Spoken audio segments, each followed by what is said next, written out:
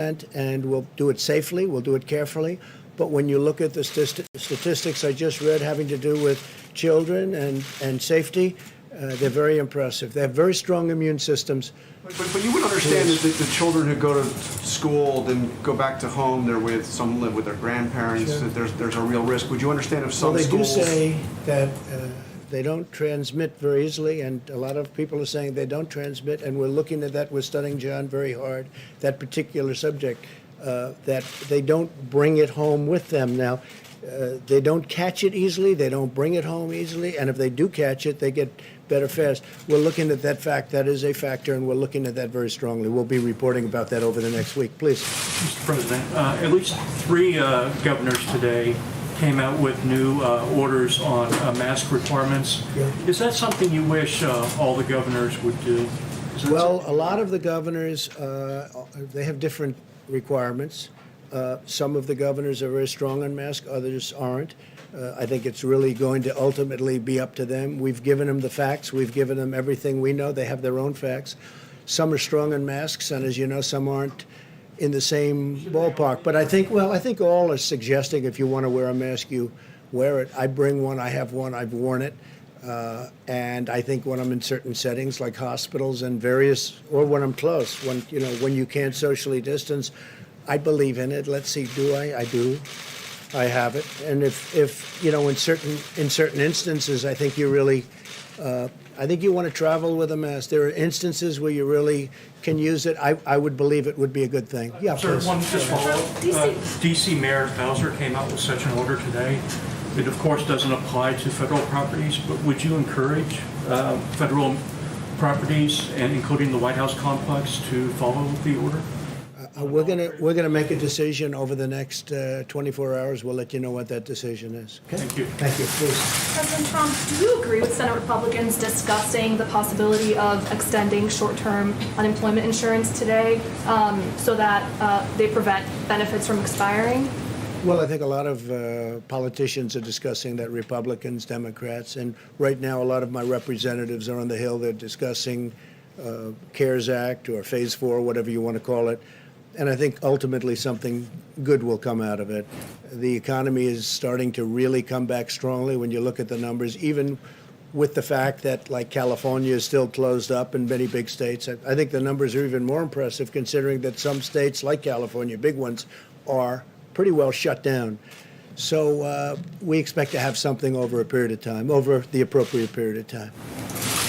Thank you, sir. Thank you very much. These 2 questions are with Andrew Feinberg and J.C. Bua. One is, today you said you're sending federal law enforcement officers to run cities run by extreme politicians, that's the word you used, who happen to be all Democrats, who have supported Black Lives Matter protests. I didn't say who supported. No, I said Democrat politicians.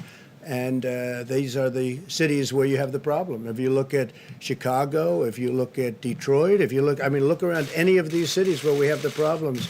And we're sending them help, but we're really waiting for them to call for the big help, for the big numbers, for the large numbers of people that we have ready, willing, and able.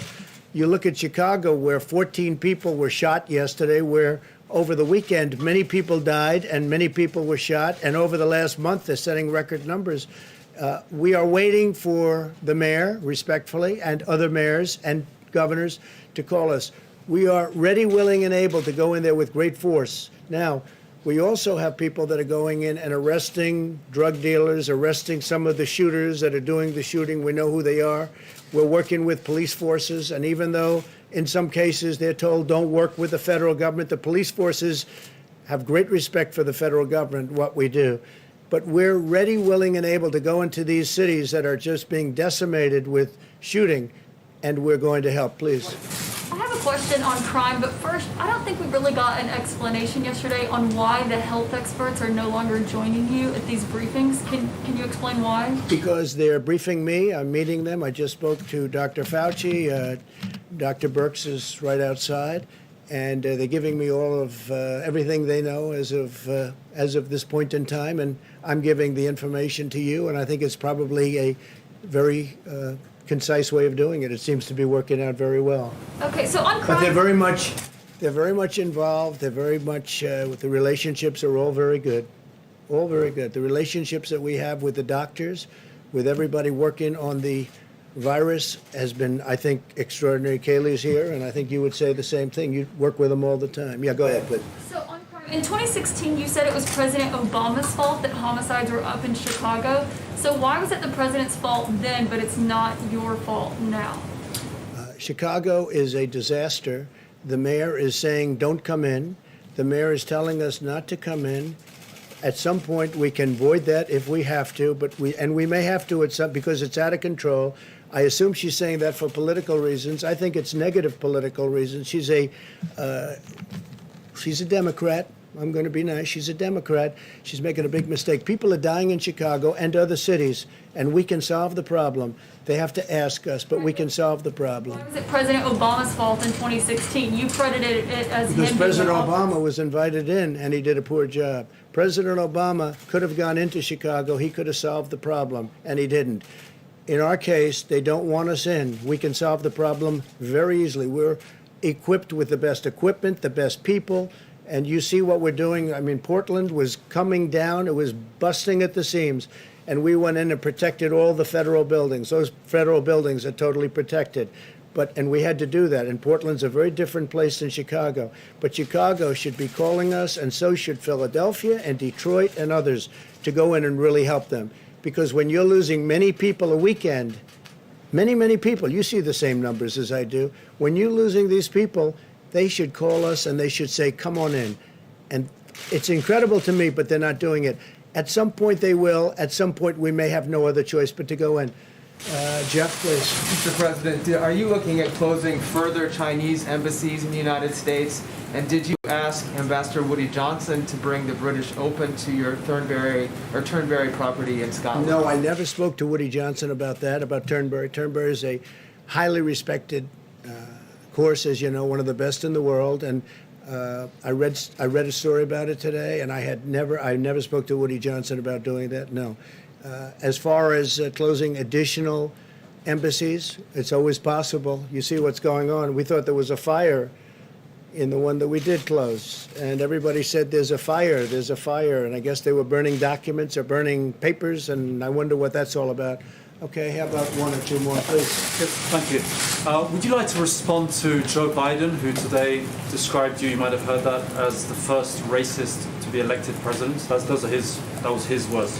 Well, you know, it's interesting because we did criminal justice reform. We passed criminal justice reform, something that Obama and Biden were unable to do. We did opportunity cities. We did the greatest, if you look at what we've done with opportunity zones, nobody's ever even thought of a plan like that. Prior to the China plague coming into our country and really doing terrible things all over the world, doing terrible things, we had the best African American, Hispanic American, Asian American, almost every group was the best for unemployment. The unemployment numbers were the best.